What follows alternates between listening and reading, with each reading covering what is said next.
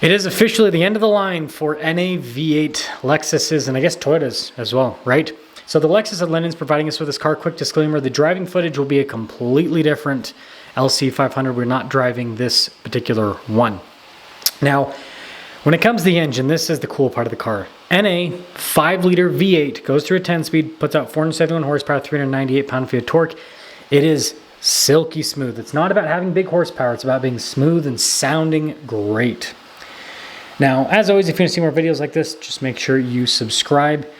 When it comes to the aesthetics, I love this car. I think that it just looks great. Like, this is one of the few cars that Lexus makes that does not have an ugly looking front end, in my opinion. Like, the proportions of the grille and everything, it just works. It makes sense. It actually makes sense. And then the wheels, they didn't go overly complicated with them, so it's just a clean design in general.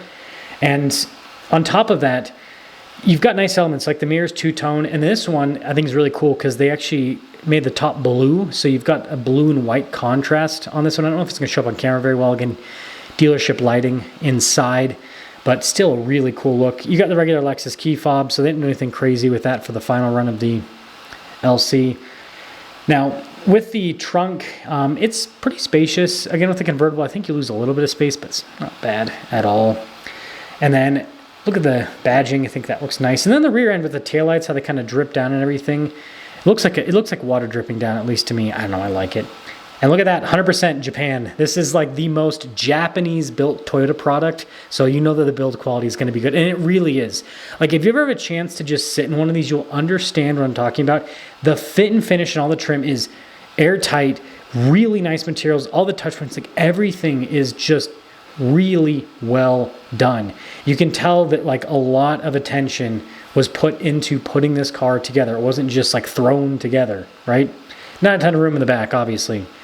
But, you know, it's kind of more of like I see this as like a two-seat sports car with a big storage shelf, kind of like a Porsche 911, right? Power adjustments on the seats. And again, the seats have that same blue and white contrast. There's some carbon fiber there. And you'll see that throughout the car, but it is still a heavy car. It weighs like over 4,000 pounds if I remember right. Paddles in the back. The transmission, you do have to warm it up. That's one thing to note. It doesn't drive too well when it's cold, but once the transmission warms up, then the shifts are crisp. Gauge cluster. This still has the cool gauge cluster that actually moves. So it's got like a physical unit in it rather than just being all digital. Last Lexus to have this, pretty much. And then this is the one thing that's a little bit of a miss. So they went for the new infotainment system, which is great because it works way better than the old one, but it does not integrate with the dash. The old, like if I were to get an LC 500, I would get a pre-refresh infotainment system version because it just is integrated with the dash, even though it sucks to use. Anyways, climbing controls down below. Got the little shifter there. Very similar to what I have in my LX, as you can see. And then you'll notice here with a little kind of storage set up in the console. And then right here is kind of interesting for the top. So I think this is kind of cool where you actually have a little thing you lift up for the top to raise and lower it. And then you can see we've got soft touch there, and then you got nice trim on the dash all over. Really tight fit and finish just like the rest of it. Nice trim on the soft top as well. But this does come at a price point. So you notice the base price there, already over 100 grand. And then this one, after all options and everything, was like 100, it'll show in a second, yeah, 123,000. I was gonna say that, so remember it being a little bit more expensive. But anyways, I'll have footage of driving another one so you guys can hear that V8, so enjoy.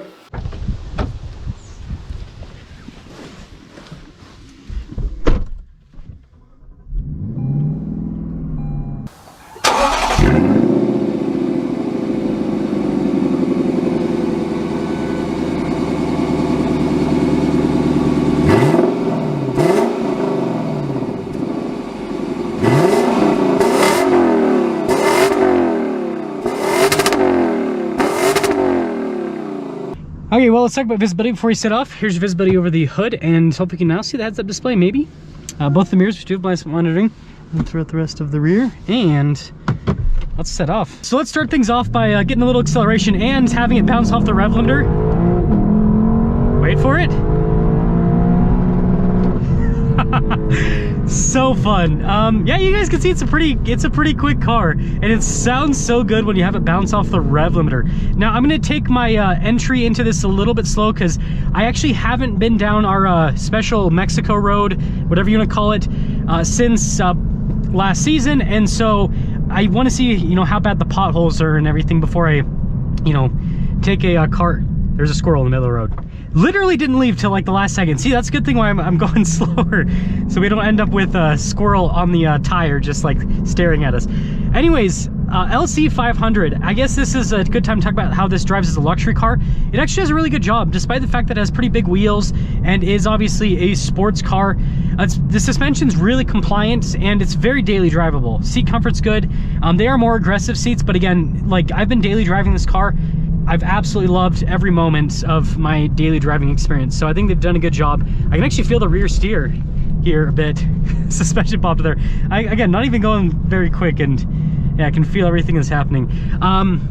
Now, aside from that, I kind of talked about this and walk around. Infotainment system is horrible. Like, I can't use it while I'm driving. It's either you drive or you use the infotainment system. Using both, it's kind of a little bit tricky.